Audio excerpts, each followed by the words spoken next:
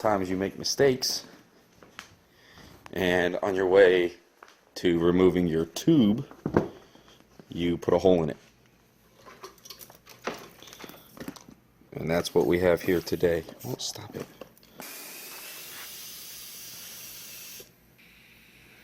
Got a little bit of a leak. I went ahead and circled it. You can kind of see the hole there. What happened was I got the spoon in there and pinched the tube as I was taking the tire off. So, get to show you how to patch a tube now, which will be loads of fun. Stuff at work, I can patch this thing up at work, no problem. I'm going to use this though just because you might not work at a shop that does tires, and if you end up on the side of the road needing to do an inner tube repair, you definitely won't have all that stuff available. So this is my first time using this kit, and we're going to learn together. You got this lid, looks like that's your scuff pad there. Let's see what the kit has inside it. Rubber cement, more rubber cement, and a bunch of little square patches. Okay, oh, a couple of big square patches. We should be able to get it done with one of these small ones. So let's see. That'll work. Alright, so the instructions are pretty straightforward. We're gonna go ahead and break it down Barney style for you. Try not to mess this up too much. First thing you want to do is scuff up the area around the hole. Don't get too crazy with it because you'll make it worse. You don't want to take too much material off because that'll weaken it a little bit too much. But what we have here is a nice scuffed patch of tube. As you can see right there, there's a hole scuffed around it. Basically just scuff it up until you go from this nice shiny finish to a dull finish.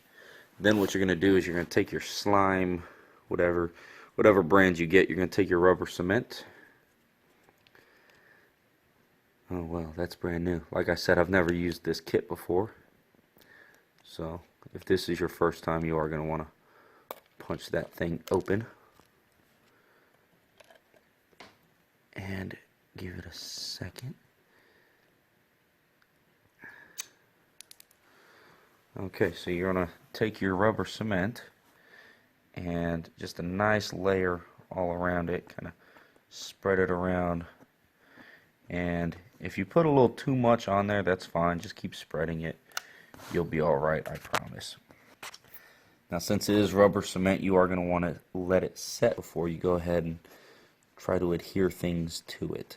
So we're just going to do that and let it sit for a minute and come back when it's starting to dry.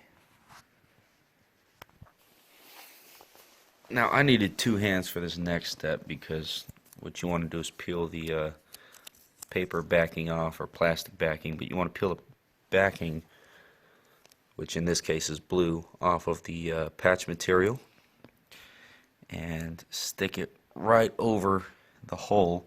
Try to get it as centered as possible. If you're off by a little bit, that's all right. Just as long as the hole's not right on the edge or anything, you should be fine. You do want to wait for the rubber cement to cure a little bit. You can see how that part right there is still a little wet compared to the rest of it, because it was on a little thicker right there. But you see how it started to get a little dull. That's about the time you want to go ahead and press this on. And then just want to push it in real hard. I like to start in the middle and kind of roll my finger towards the edges, just in case there's a little air in there or something. We get all that air out.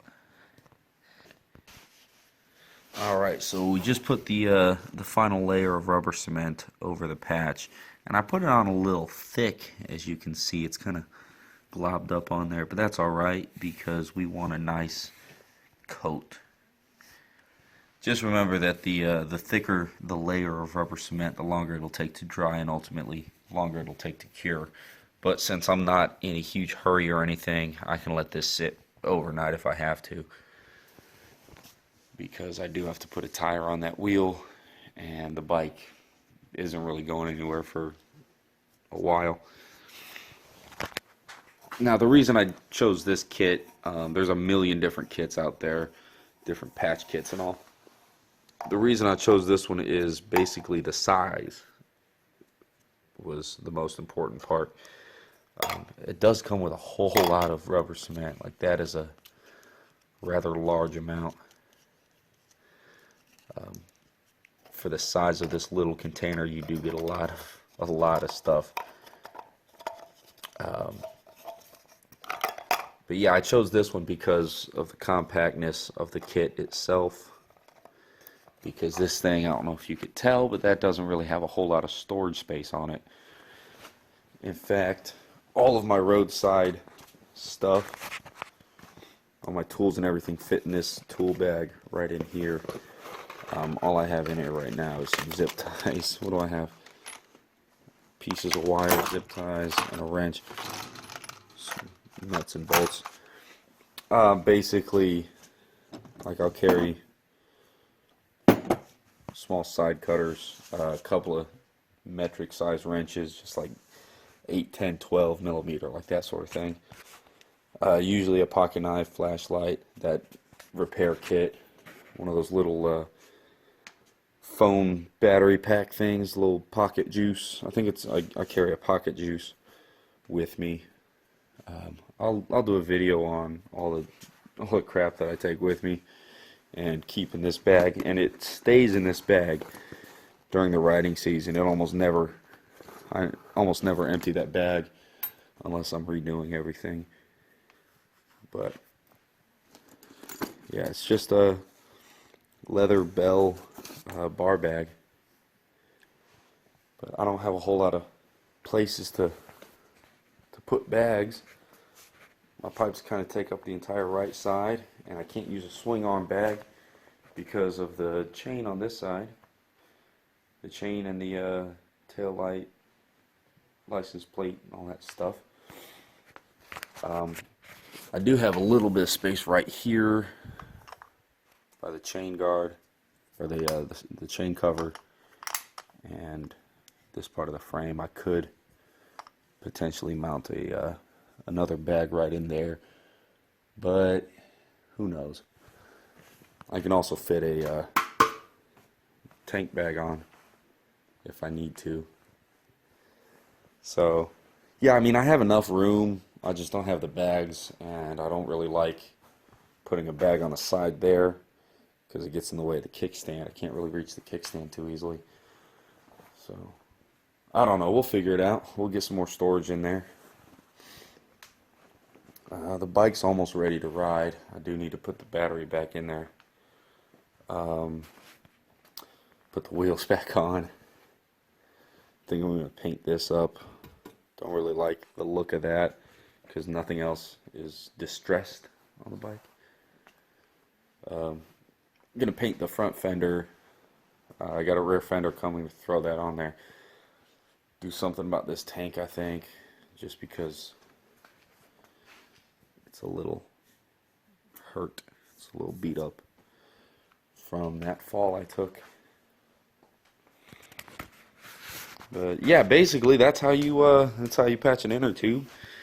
Getting back on topic, that stuff's almost dry right there. It's only been about 5 minutes, and it's still a little tacky, but it's pretty much dry. But that's how you patch an inner tube. It only takes a couple minutes once you get it out. But links to everything that I talked about, all the tools and stuff, will be in the description below if you feel like purchasing some stuff. I will say this though, I'm not really 100% confident in this kit patching a tire.